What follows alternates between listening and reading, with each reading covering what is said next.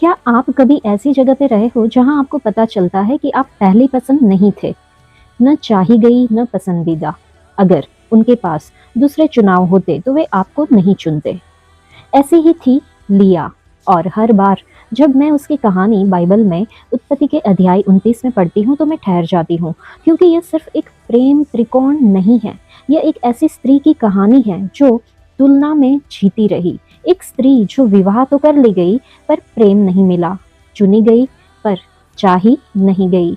Bible कहती है कि लिया की आंखें कोमल थी, जबकि राहेल रूप और सुंदरता में सुंदर थी। एक अनुवाद कहता है कि लिया की आंखें सुंदर थी, दूसरा संकेत देता है कि उसकी आंखें कमजोर थी, लेकिन राहेल हर तरह से सुंदर। आप पहले से ही तुलना देख सकते हैं।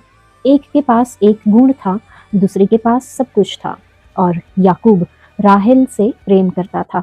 उसने उसके लिए 7 साल काम किया, 7 लंबे साल। बाइबल कहती है कि उसके प्रेम के कारण वे साल उसे कुछ ही दिनों के लगे। लेकिन शादी की रात लाबान ने उसे धोखा दिया। धोखा देने वाला खुद धोखा खा गया। याकूब, जिसने एसाव को धोखा दिया था, जिसने अपने पिता को छल किया था, अब खुद धोखे का सामना कर रहा था। जीवन में एक संतुलन होता है, पर जो बात मुझे सोचने पर मजबूर करती है वह यह है कि याकूब लिया को पहचान कैसे नहीं पाया।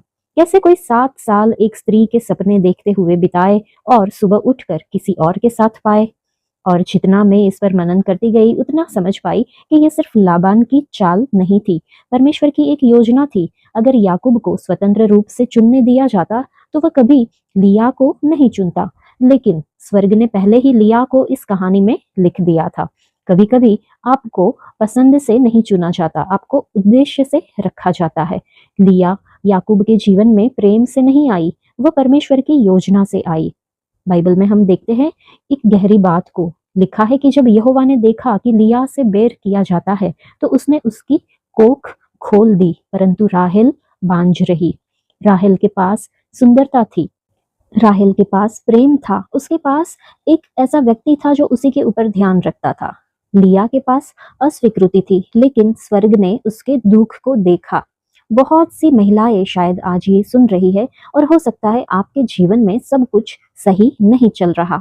आप सबसे योग्य नहीं हैं, सबसे जुड़े हुए नहीं हैं, सबसे आकर्षक नहीं हैं, लेकिन भूले नहीं कि परमेश्वर आपको देखते हैं।